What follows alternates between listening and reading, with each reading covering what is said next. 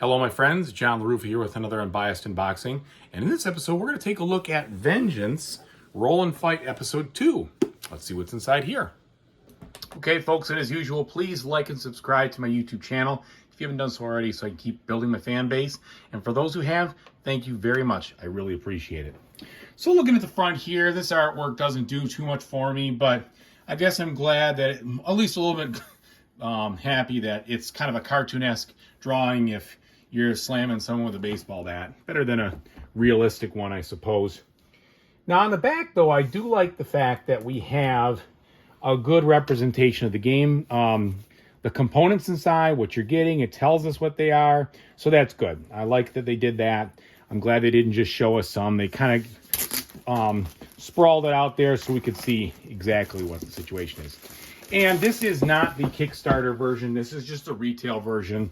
So I just don't know what's in the Kickstarter. Now, I did already look at this rule book, and I have to say that I wasn't all that happy with it. The reason I'm not happy is not because it seems to not contain the rules. It does.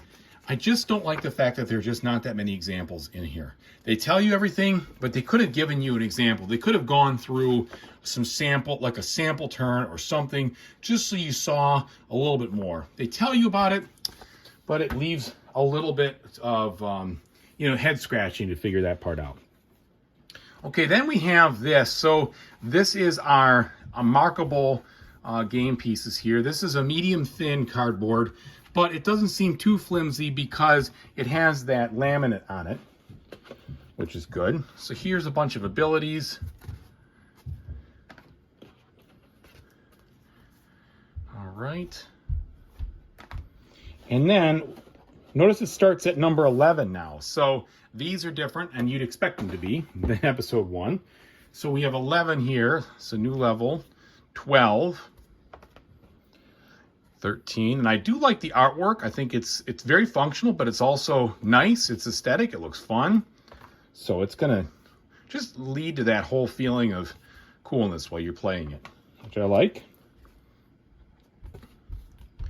And again, it's all ready to go for dry erase. And then here we have the player boards themselves.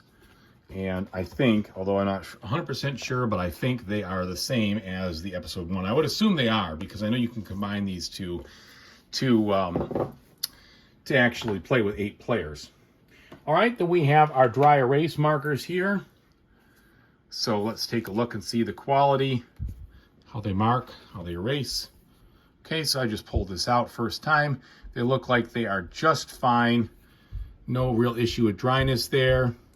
And as far as erasing is concerned, that comes off really easy. No real marks. So I'm happy with these. Looks like they made a good choice there. All right. We have the dice. Tons of dice. This is the resource / timer, I guess, on your turn. You're going to be rolling these plastic dice, and then you're going to be scooping up I think you roll 4 at a time, and you keep getting more when you need it. But as these things lock down, you have to unlock those if you're going to keep on going. If not, you kind of run out of combos, and you just end up having to stop. All right, now we have these these are acrylic. These acrylic tokens here with the different characters in them. And hopefully they don't have any problems scratching on the back, because this is screen printed and then it would show up. But overall, they look pretty good. And so now we've got the cards, and let's see what the card quality is on these.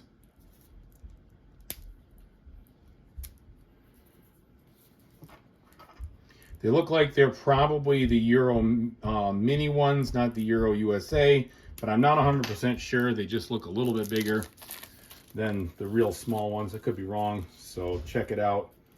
Make sure you got the right kind if you're going to sleeve them. Okay, so they're actually fairly good quality as far as thickness. I don't know if you're going to need to sleeve them unless you're a sleever like me. They're smooth in the texture side, so there's nothing going on there. Yeah, these are pretty much just going to be for informational purposes. You're not going to be shuffling or drawing. So that's about the size of it. I like what I see. I can't wait to get into it. Looks fun. I like rolling rights, and this one will hopefully be right up my alley. So thanks again for watching, everybody. I really appreciate it. Whatever you do, play-wise or other, I hope you have a fantastic time doing it in the future. Take it easy, everybody.